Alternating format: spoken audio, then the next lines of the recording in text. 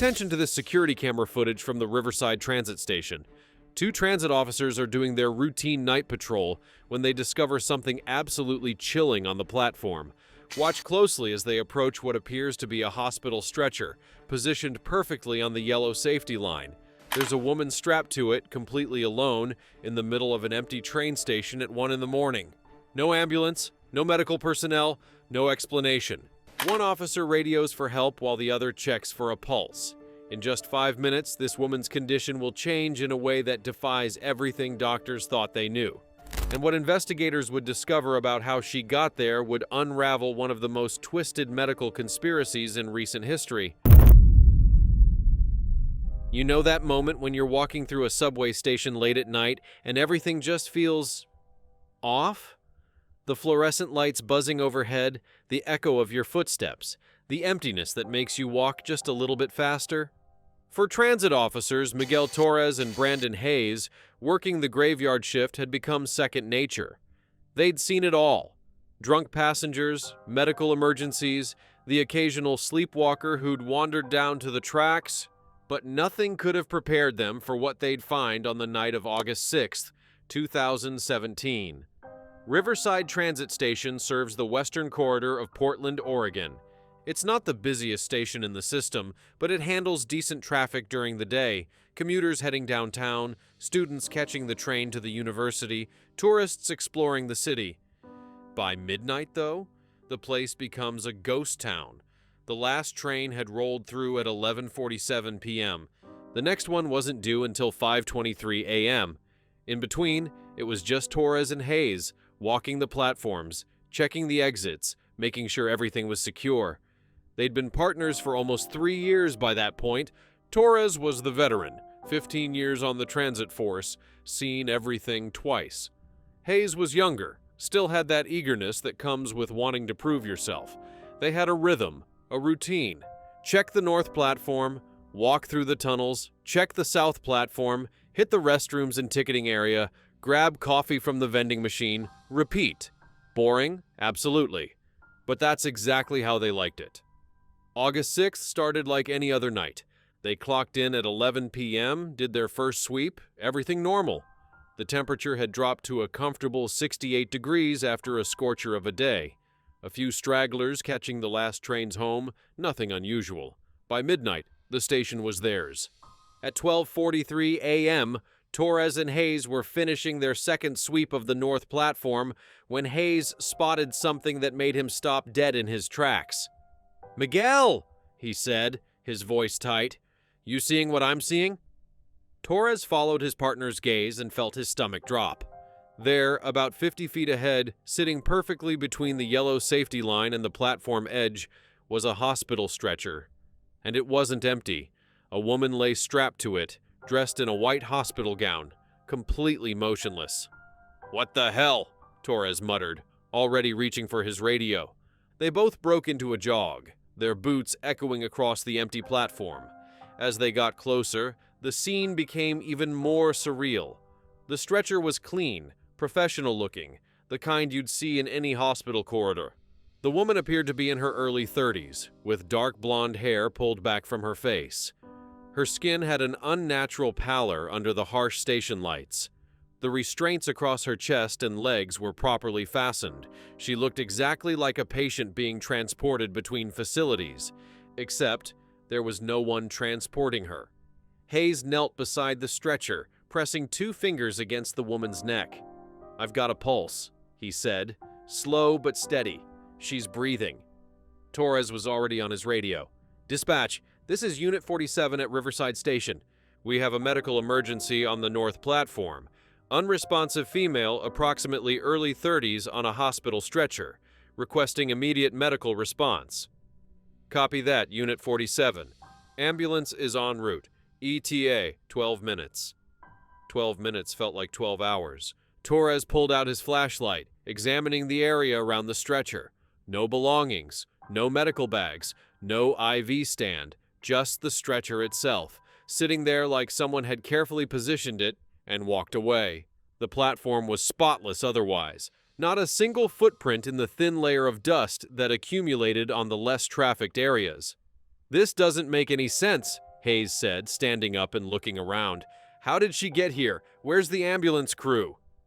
Torres was thinking the same thing. The station had 3 entrances: the main street-level entrance with turnstiles and ticket gates, and 2 emergency exits that were alarmed. You couldn't bring a stretcher through the turnstiles without setting off every alarm in the building. The emergency exits? Same thing. Plus, they would have heard it. The station might be empty of passengers, but sound carried like crazy in these tunnels. "Check the cameras," Torres said, pointing to the security camera mounted on the wall about 20 feet away. "We need to see how she got here." But first, they needed to focus on the woman. Hayes grabbed the emergency medical kit they carried and did a quick assessment. Her pupils were responsive but dilated. Her breathing was shallow but regular. Her skin was cool to the touch but not dangerously cold. She looked sedated, heavily medicated, but not in immediate distress. Then Hayes noticed something that made his blood run cold. "Miguel, look at this." He'd pushed up the sleeve of her hospital gown. On the inside of her left arm, just above the elbow, was a fresh surgical incision. It had been sutured recently. The stitches were clean, professional, maybe a day or 2 old at most, but around the incision, the skin showed signs of inflammation. Not infection exactly, but something wasn't right. Torres examined it closer. "She's had surgery recently. This should still be bandaged." The sound of sirens grew louder, echoing through the station. The ambulance crew arrived 8 minutes after the initial call. 2 paramedics, Emily Rodriguez and Tom Patterson, who'd worked with transit police on dozens of calls over the years. "What have we got?" Rodriguez asked, already assessing the patient as she approached. "That's what we're trying to figure out," Torres said. "Found her here about 15 minutes ago, exactly like this. No one else around, no explanation." Rodriguez and Patterson went to work immediately, checking vitals, examining the woman more thoroughly. Rodriguez noticed the surgical incision right away. "This is fresh surgical work," she said. "Professional sutures, clean incision. But this should be properly dressed and monitored. What hospital did she come from?" "That's the thing," Hayes said. "We don't know. She just appeared here." Rodriguez looked at Torres like he was joking. When she realized he wasn't, her expression shifted to concern. "There's no hospital bracelet, no patient ID band, nothing?" They checked. The woman wore nothing except the hospital gown. No jewelry, no identification, no medical bracelet. Nothing to indicate who she was or where she'd come from. Patterson was checking her pupils with a pen light. "She's heavily sedated. Could be coming out of anesthesia, but the timing seems off. Post-surgical patients aren't usually this deeply under unless something's wrong or they've been given additional medication." They loaded her onto their own stretcher. The original one would need to stay for evidence, and transported her to Portland General Hospital, just 3 miles away. Torres and Hayes stayed behind, securing the scene and waiting for detectives to arrive. Detective Sarah Chen got the call at 1:17 a.m. She'd been with Portland PD's Major Crimes Unit for 6 years, and she'd learned to trust her instincts when something felt wrong. This felt very wrong. She arrived at Riverside Station at 1:45 a.m., accompanied by her partner, Detective Marcus Webb. The stretcher was still there, now cordoned off with police tape. The crime scene unit was already photographing it from every angle, dusting for fingerprints, collecting any trace evidence they could find. Torres walked Chen and Webb through everything, showing them exactly where they'd found the stretcher, what condition the woman had been in, how they'd found no signs of how she'd gotten there. "And you're certain no one else was on this platform?" Chen asked. "Positive," Torres said. "We do sweeps every 20 minutes. Last time we came through here was at 12:21. Platform was empty. We came back at 12:43, and there she was." 22 minutes, Webb said. "Someone brought her down here, positioned that stretcher, and disappeared in 22 minutes. Chen turned to the security camera mounted on the wall. "Please tell me that's working." "It is," Torres confirmed. "Security office is pulling the footage now." They headed to the station's security office, a small room near the main entrance packed with monitors showing feeds from 32 cameras throughout the station. Danny Price, the night security supervisor, had already queued up the relevant footage. "You're not going to believe this," Price said, shaking his head. He played the footage from the north platform camera. At 12:38 a.m., the platform was empty, exactly as Torres and Hayes had last seen it. The timestamp ticked forward. 12:39 a.m., still empty. 12:40 a.m., nothing. Then at 12:41 a.m., something strange happened. The video flickered, just for a second, maybe two. A brief disruption in the feed, the kind of thing that happens when there's a power surge or electrical interference. When the image stabilized, the stretcher was there, just sitting on the platform with the woman strapped to it, as if it had materialized out of thin air. "What the hell?" Webb muttered. "That's what I said," Price replied. "I've already checked the other cameras, every angle. Same thing, 2-second glitch at 12:41, and when it clears, the stretcher is there on the north platform." Chen leaned closer to the screen. 2 seconds isn't enough time to wheel a stretcher onto a platform." "No," Price agreed, "it's not. But watch this." He played the footage forward. At 12:43 a.m., Torres and Hayes entered the frame from the tunnel entrance, spotted the stretcher, and ran toward it. Everything from that point forward matched their description perfectly. "Go back," Chen said. "Show me the other cameras." Price cycled through the feeds. The main entrance, nothing unusual. The tunnel approaches to the north platform, empty. The south platform, deserted. Every camera in the station showed the same thing. Normal footage, then a 2-second glitch at exactly 12:41 a.m., then normal footage again with the stretcher mysteriously present. "This was planned," Chen said. "Someone knew exactly where the cameras were, knew how to disrupt them, and used that window to get the stretcher in position." "But disrupting all the cameras simultaneously?" Webb said. "That takes technical sophistication, and even with a 2-second window, you'd need to move impossibly fast." Chen's mind was already racing through possibilities. "What about the emergency exits? They're alarmed, right?" Price pulled up the security log. "All emergency exits show as secure throughout the night. No alarms triggered." "Check them anyway," Chen ordered. "I want every door in this station physically inspected. Someone found a way in, and I want to know how." While uniformed officers began checking every entrance and exit, Chen got a call from the hospital. The unidentified woman was stable, still sedated but showing signs of waking up. Dr. Rachel Foster, the ER attending, had some preliminary findings that made the case even stranger. The surgical incision on her arm is fresh, probably done within the last 48 hours, Dr. Foster explained over the phone. "It's a clean incision, professionally done, proper sutures. But here's the odd part. We can't determine what the surgery was for. It's not a standard incision site for any common procedure, and her blood work shows traces of multiple sedatives, including midazolam and propofol, drugs commonly used in surgical anesthesia, but in combinations and dosages that seem irregular." "Irregular how?" Chen asked. "She should have woken up hours ago based on the half-life of these drugs, but someone gave her additional doses, probably within the last 2 to 3 hours, to keep her sedated. Detective Chen, this wasn't a normal post-surgical situation. Someone deliberately kept her unconscious and then abandoned her at that train station." Chen felt a chill run down her spine. This wasn't just a strange case of a missing patient. This was something far more sinister. "Any identification? Anything that tells us who she is?" "Nothing," Dr. Foster said. "No medical bracelet, no belongings. We've taken her fingerprints and sent them to your department. Hopefully, that helps." By 3 a.m., Chen and Webb had established a command post at the station. Officers had checked every door, every access point, every possible entry. They found one anomaly, a service entrance near the north platform. Normally locked and only accessible to maintenance staff, showed signs of being recently accessed. The lock wasn't damaged, but dust on the floor indicated the door had been opened recently. Someone with a key, or someone who knew how to pick locks without leaving obvious marks. The service entrance led to a maintenance corridor that connected to a street-level access point 3 blocks away. It was the perfect entry.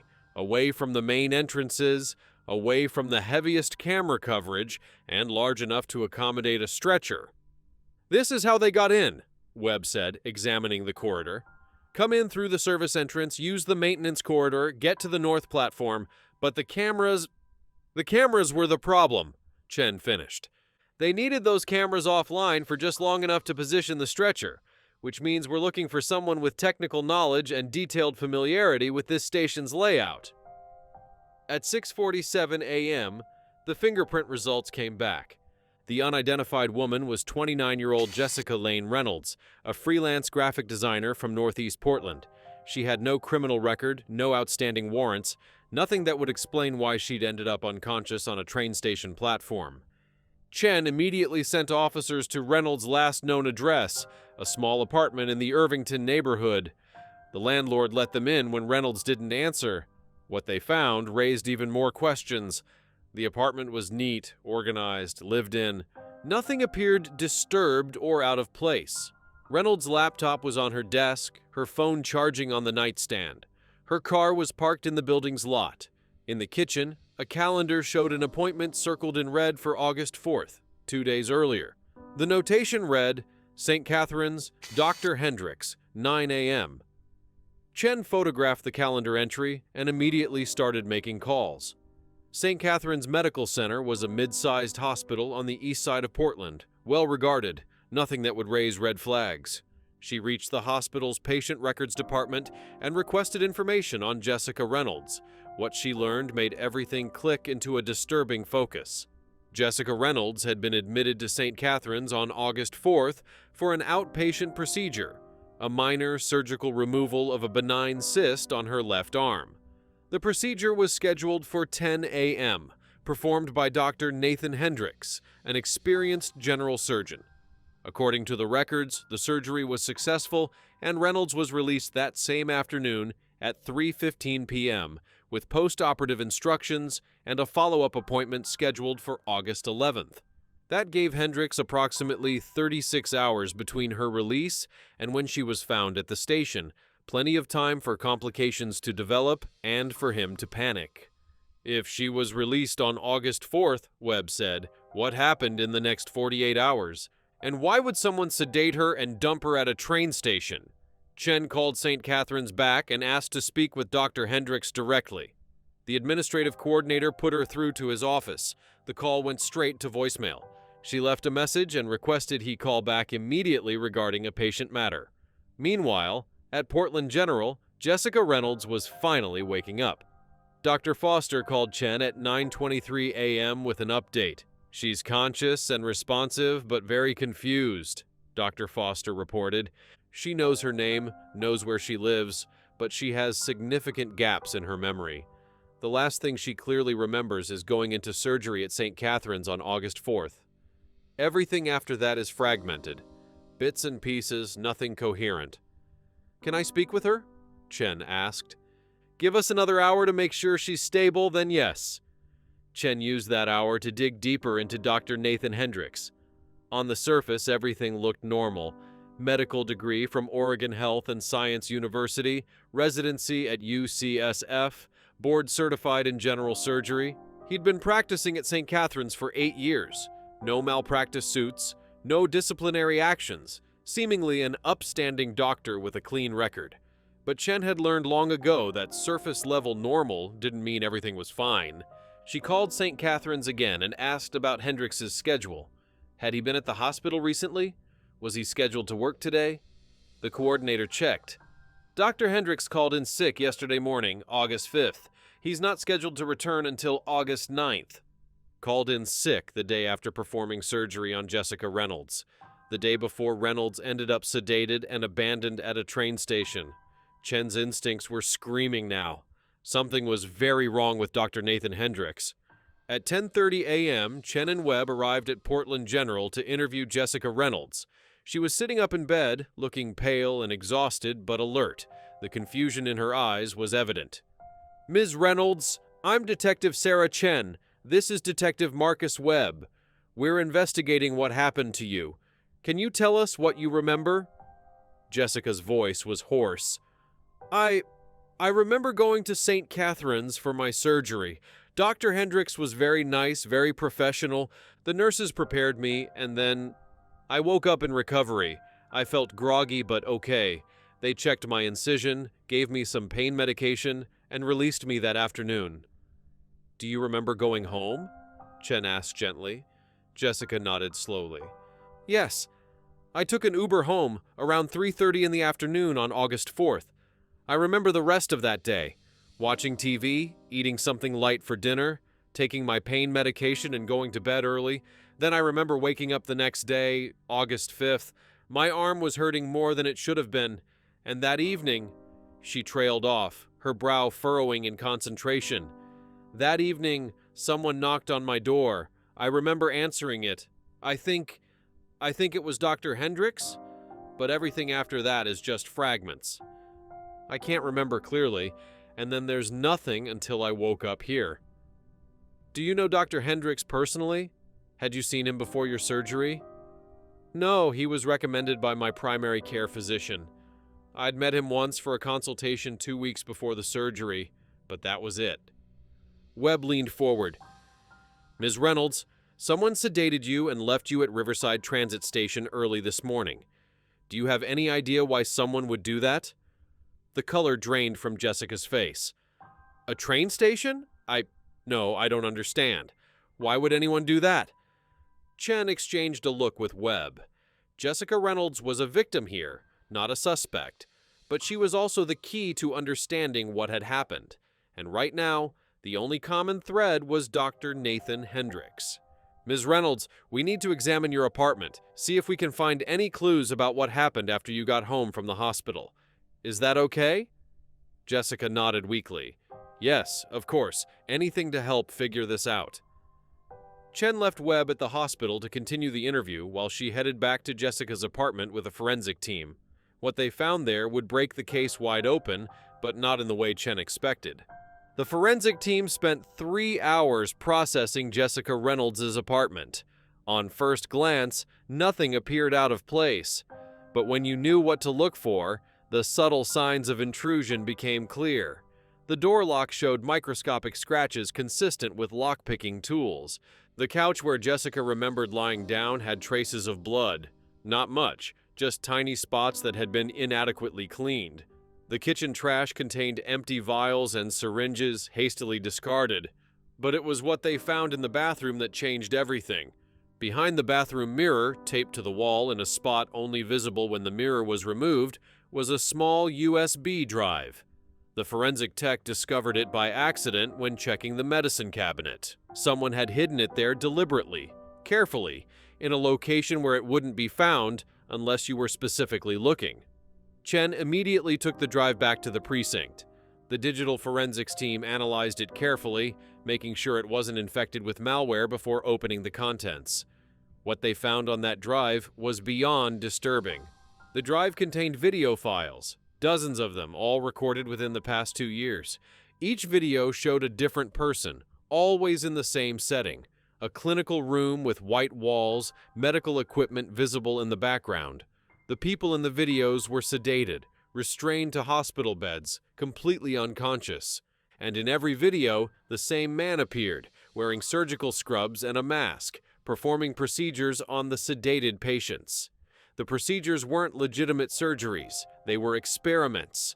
The masked man would make small incisions, usually on the arms or legs, insert something beneath the skin, suture it closed, and document everything with cold, clinical detachment. His voice could be heard on some videos, speaking into a recorder. Subject 14, trial number 3. Implant insertion successful, monitoring response patterns over the next 72 hours. Subject 21, showing adverse reaction to previous implant. Removal necessary. Documenting extraction procedure. Subject 7, long-term monitoring data collected. Preparing for final phase. Chen felt sick watching the videos. These weren't patients, they were victims. And the masked man was conducting illegal medical experiments on unwilling subjects. The big question, was the masked man Dr. Nathan Hendrix? The digital forensics team enhanced the videos, trying to identify any distinguishing features. The mask covered most of his face, but they could see his eyes, estimate his height, and build based on the room dimensions. They compared it to photographs of Dr. Hendris. The build was similar, but they couldn't make a definitive match. Chen needed more evidence. She obtained a warrant for Dr. Hendricks' home and medical office at St. Catherine's. Officers executed both warrants simultaneously at 4 p.m. that afternoon. Hendricks' house was a modest two-bedroom in the Selwood neighborhood, neat and unremarkable from the outside.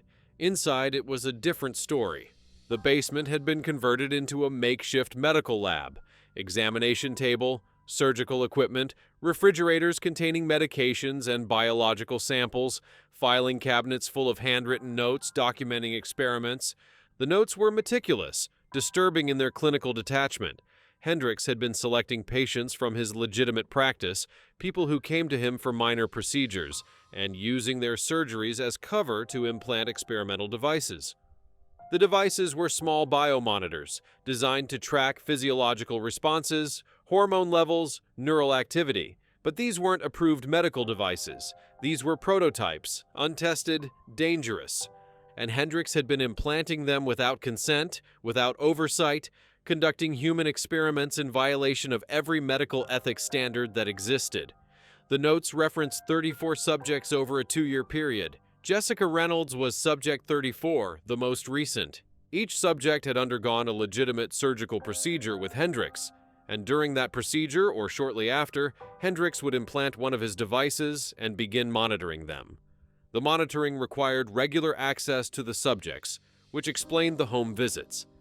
Hendricks would sedate them, check the implants, collect data, and leave before they fully regained consciousness. Most subjects had fragmented memories of these encounters, strange dreams, feelings of grogginess, time gaps they couldn't explain. But something had gone wrong with Jessica Reynolds. According to Hendricks' notes, her implant had triggered an unexpected immune response within 24 hours of the surgery. Her body was rejecting it, creating inflammation around the insertion site.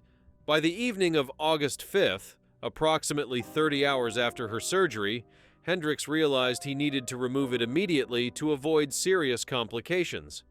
So he'd gone to her apartment around 8 p.m. on August 5th, sedated her, removed the implant in her home, and then panicked. The notes became frantic at this point. Hendricks realized he couldn't just send her home. She'd need proper medical care, but he couldn't take her back to St. Catherine's without raising questions about why he was making a house call to a patient who'd been released days ago. And he couldn't leave her at her apartment. The removal site needed monitoring, and if she woke up and reported what happened, his entire operation would be exposed. His solution was chilling in its desperation. He kept her sedated in her own apartment for several hours while he formulated a plan. Then, just after midnight on August 6th, he sedated her more heavily, transported her to somewhere public but anonymous, left her where she'd be found quickly and taken to a hospital. The train station was perfect, plenty of security cameras to ensure she'd be discovered fast, but no way to trace how she got there if he timed it right. Chen read through the notes with growing horror. This wasn't just one case. This was a serial pattern of medical abuse spanning 2 years, 34 victims, and a doctor who'd completely abandoned any ethical constraints in pursuit of what? Recognition? Scientific advancement? Money?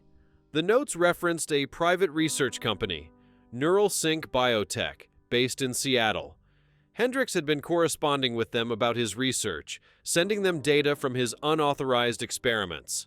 They'd been funding his work, providing the implant prototypes, pushing him to gather more data faster. This wasn't just a rogue doctor. This was a coordinated research operation using unwilling human test subjects. Chen immediately contacted the FBI. This case had just expanded beyond her jurisdiction. While Portland PD had primary jurisdiction over the assault and kidnapping charges against Hendricks, the involvement of NeuralSync Biotech meant federal charges for conspiracy, wire fraud, and violations of FDA regulations. FBI Special Agent Kimberly Torres arrived at Portland PD headquarters at 6 p.m., bringing a team of agents specializing in medical fraud and corporate crimes. Torres had been tracking NeuralSync Biotech for 6 months on an unrelated investigation into falsified research data. This connection to Hendris opened up an entirely new avenue. We knew NeuralSync was cutting corners and falsifying research, Torres explained to Chen and Webb, but we never suspected they were conducting completely unauthorized human trials. This is massive. The priority now was locating Dr. Nathan Hendris. He'd called in sick to St. Catherine's. His house was empty, his car was gone. He was in the wind. Chen issued a bolo, be on the lookout, for Hendris and his vehicle, a silver 2015 Honda Accord. Every law enforcement agency in Oregon and Washington received his photo and description. He couldn't have gotten far. While the manhunt intensified, Chen focused on the other victims. According to Hendrix's notes, there were 33 other people walking around Portland with illegal implants in their bodies. They needed to be identified and contacted immediately. The notes provided initials and brief physical descriptions, along with dates of their original surgeries. Chen's team cross-referenced these with St. Catherine's patient records, identifying each person Hendris had experimented on. By 9 p.m., they had a list of 33 names and addresses. The task of contacting each victim fell to a specially assembled team of detectives and victim advocates. The conversations were heartbreaking. Most of the victims had no idea anything was wrong. They remembered having surgery with Dr. Hendris for various minor issues: cyst removals, mole biopsies, small hernia repairs, and recovering normally. Some mentioned strange dreams or grogginess in the weeks following surgery, but nothing that raised serious concerns. Now they were learning they'd been violated, experimented on without consent, implanted with untested medical devices that could pose serious health risks. The psychological trauma was immediate and profound. Emergency protocols were established. Portland General Hospital set up a dedicated clinic to examine and treat victims, removing implants and monitoring for complications. Medical ethicists and victim counselors were brought in to provide support. It was a massive coordinated effort to undo the damage Hendris had caused. Meanwhile, the forensic team continued analyzing evidence from Hendris' basement lab. They found his computer, and what they discovered on it was even more damning. Hendris had been documenting everything digitally: video logs of his thoughts and motivations, detailed spreadsheets tracking each subject's responses, communications with NeuralSync Biotech. The emails with NeuralSync revealed that the company had been pressuring Hendris to accelerate his testing, offering him bonuses for faster data collection, dangling the promise of a lucrative partnership if his research proved successful. The communications also revealed something crucial.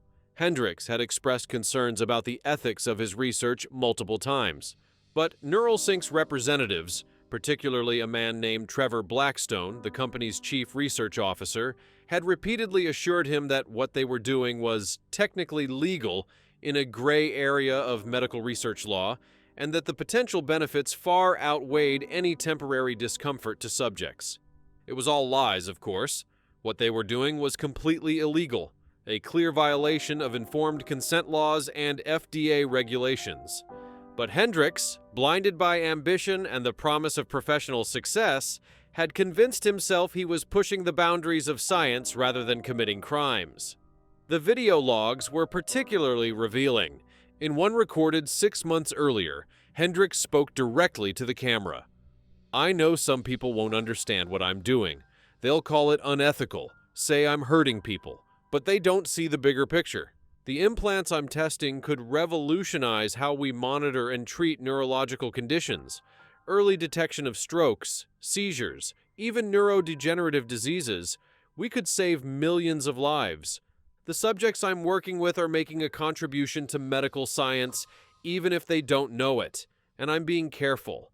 I'm monitoring them constantly, checking for complications. I would never let anyone get seriously hurt. Except that's exactly what had happened with Jessica Reynolds. When her body rejected the implant and complications arose, Hendris hadn't gotten her proper medical care. He'd panicked, removed the implant in unsanitary conditions, and abandoned her at a train station. His careful monitoring, his supposed ethical concerns, all of it disappeared the moment his operation was threatened with exposure. By August 8th, 2 days after Jessica Reynolds was found, the investigation had expanded to include simultaneous FBI raids on NeuralSync Biotech's offices in Seattle. Agents seized computers, files, research data, financial records. They arrested Trevor Blackstone and 3 other company executives on federal charges, but Nathan Hendris remained at large. Chen studied everything they knew about him, trying to predict his next move. He was a planner, methodical, careful. He'd managed to conduct illegal experiments for 2 years without getting caught. He wouldn't just run blindly. He'd have an escape plan. She went back through his financial records. There, a pattern she'd almost missed. Regular wire transfers to an account in Vancouver, Canada, starting about 6 months ago. Small amounts, $500 to $1,000 at a time, nothing that would trigger automatic alerts. But consistent, building up over time. "He's been planning to run," Chen told Webb. "He's got money stashed in Vancouver. He's probably heading there now." They contacted Canadian authorities immediately. Border agents were alerted, but the Canadian border was less than 300 miles north of Portland. If Hendris had left right after abandoning Jessica Reynolds, he could have crossed already. The break came on August 9th, 3 days after Jessica was found.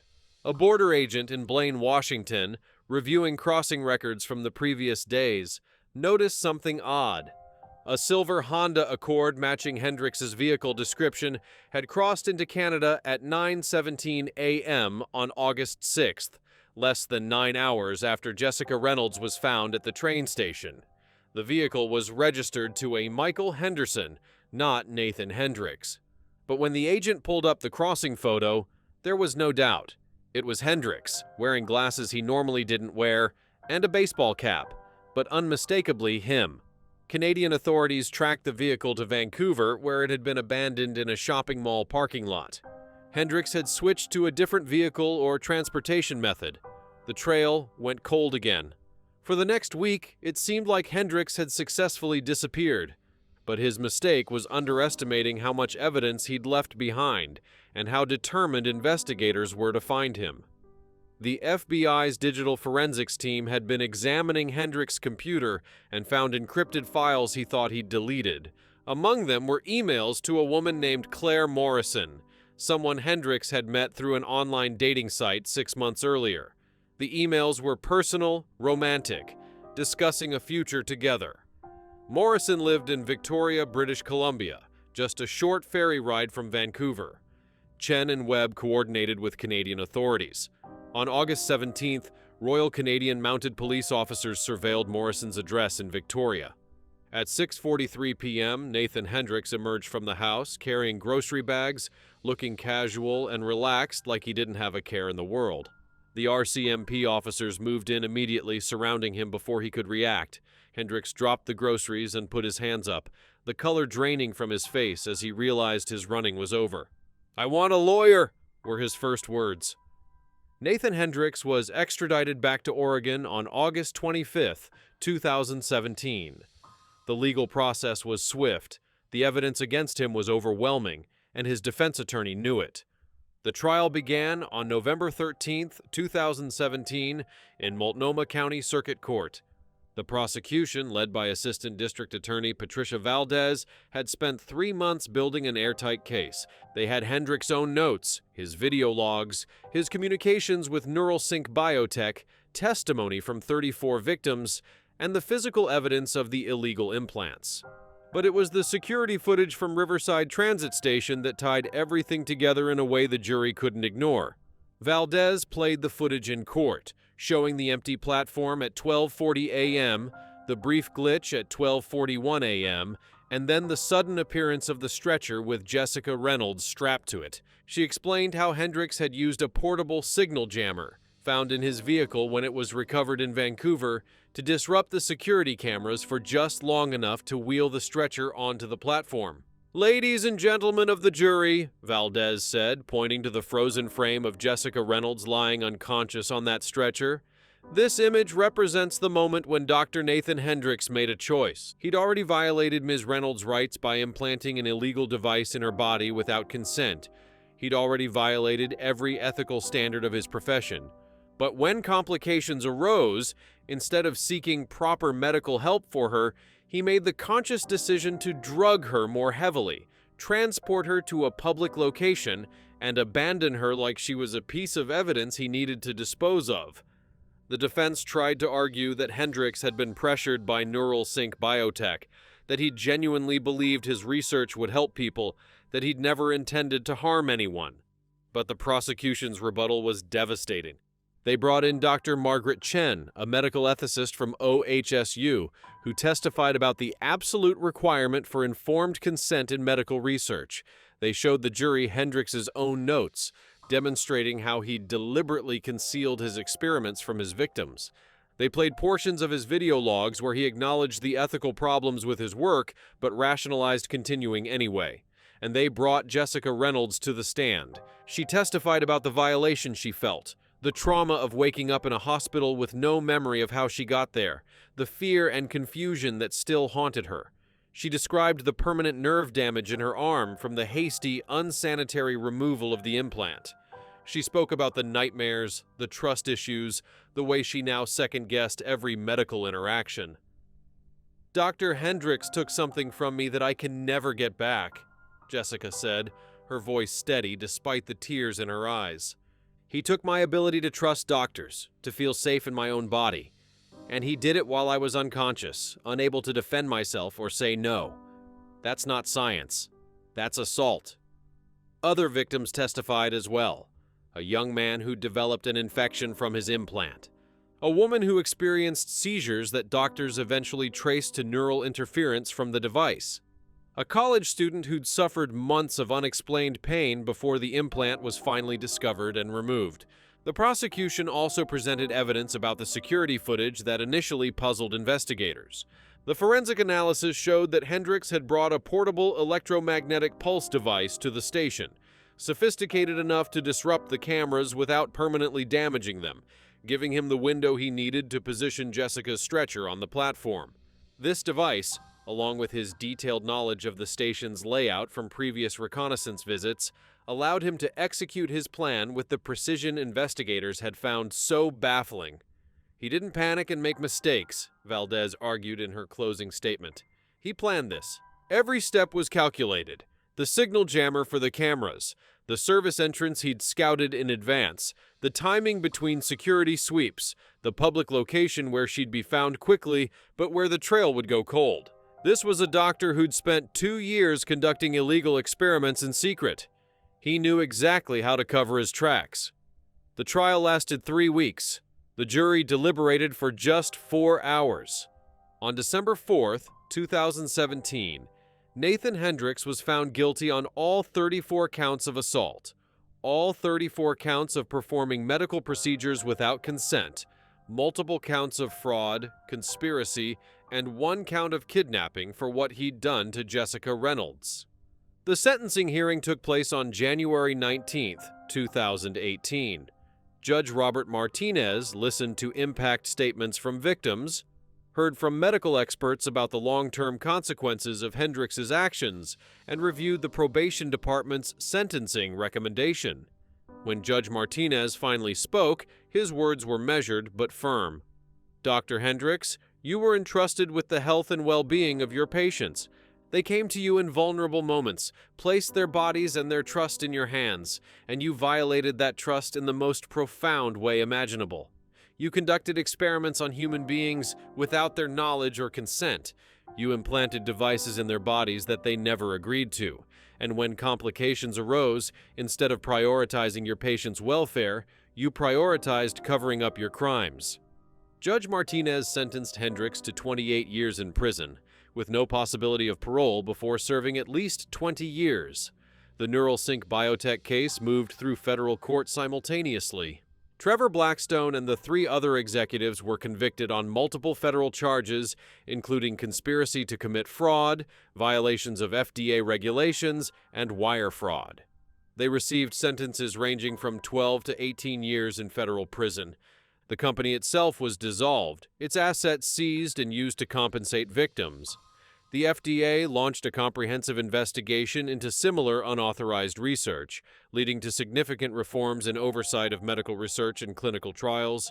For Jessica Reynolds and the other 33 victims, the legal victories provided some measure of justice, but the healing process would take much longer. Many continued to experience physical and psychological effects from what had been done to them. Support groups formed, bringing victims together to share their experiences and support each other through recovery. In the 5 years since Nathan Hendris was convicted, significant changes have emerged from this case. Jessica Reynolds became an advocate for informed consent in medical procedures, working with legislators to strengthen patient rights laws. Oregon passed the Medical Experimentation Transparency Act in 2019, requiring additional oversight and reporting for any research involving human subjects, even in observational studies. The 34 victims of Hendris experiments formed a foundation called the Medical Ethics Advocacy Group, which provides support for victims of medical abuse and pushes for stronger protections in healthcare settings. They've helped pass similar legislation in 6 other states and continue to work toward federal reforms. St. Catherine's Medical Center underwent a complete overhaul of its credentialing and oversight procedures. The hospital settled with all 34 victims for an undisclosed amount and implemented new protocols to prevent similar abuses, including mandatory peer review of all surgical procedures and enhanced monitoring of patient outcomes. Jessica Reynolds completed physical therapy for the nerve damage in her arm and regained most of the function she'd lost.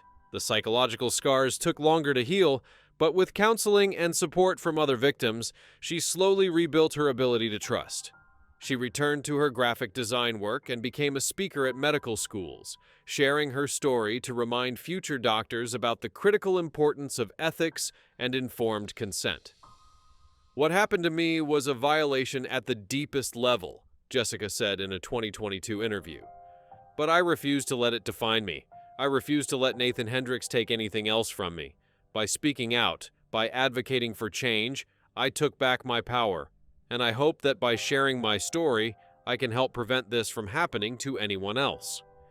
As for that haunting security footage from Riverside Transit Station, the image of Jessica Reynolds lying unconscious on a stretcher in the middle of an empty platform, it became a symbol of the case. A reminder of how vulnerable we are when we trust our healthcare to medical professionals, and how devastating it can be when that trust is betrayed. The footage also served a crucial role in the investigation. Detective Sarah Chen credits those security cameras with providing the timeline evidence that helped crack the case. Without that footage, we might have missed the precision planning that went into Hendris' actions. That 2-second glitch wasn't random. It was deliberate manipulation. When we understood that, everything else fell into place. It showed us we were dealing with someone who'd thought through every detail, which led us to look deeper into his background and ultimately discover the full scope of his crimes. Transit officers Miguel Torres and Brandon Hayes, who first discovered Jessica that night, both say the experience changed them forever. They'd seen many disturbing things in their years working the night shift, but nothing prepared them for the moment they found an unconscious woman abandoned on their platform. They both received commendations for their quick response and continued to work the graveyard shift at Riverside Station, though Torres admitted the North platform would never feel quite the same. Nathan Hendris was convicted of 34 counts of assault with intent to commit bodily harm, 34 counts of performing medical procedures without informed consent, 18 counts of fraud, 8 counts of falsifying medical records, conspiracy to commit fraud, and 1 count of second-degree kidnapping in connection with Jessica Reynolds. He was sentenced to 28 years in prison and will be eligible for parole in 2037 after serving 20 years.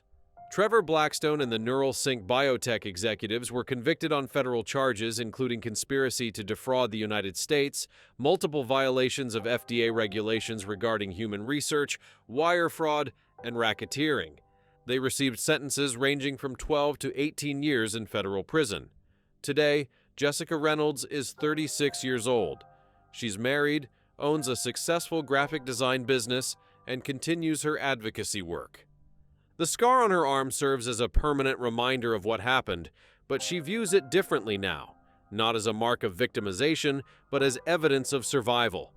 I look at that scar and I remember that I survived something that should never have happened, she says. I remember that I fought back, that I helped bring a criminal to justice, and that I've helped change laws to protect other people. That scar is proof that I'm stronger than what happened to me. For the 33 other victims, healing has been a unique journey for each one, but they've found strength in community, in advocacy, and in the knowledge that their courage in testifying helped ensure that Nathan Hendris would never harm anyone again. The case of the Midnight Stretcher remains one of the most disturbing medical abuse cases in Oregon's history. It serves as a stark reminder that the people we trust most, our doctors, our healthcare providers, hold immense power over our bodies and our lives. And when that trust is betrayed, the consequences ripple far beyond the immediate physical harm. But it also stands as a testament to the resilience of victims, the dedication of investigators who refuse to let the case go cold, and the importance of holding those in positions of power accountable for their actions. Jessica Reynolds will never forget the night of August 6, 2017, but she's determined that the memory will serve a purpose, to honor what she survived, to advocate for those who can't, and to ensure that no one else has to wake up in a hospital, confused and afraid, wondering how they got there. Because in the end, the most powerful thing victims can do is refuse to stay silent, to speak their truth, to demand justice, and to transform their trauma into a force for change. Jessica Reynolds did exactly that, and in doing so, she turned the most terrifying night of her life into a catalyst for protecting countless others. In memory of all victims of medical abuse, and in honor of their courage in speaking out. May their voices continue to drive change and accountability in healthcare.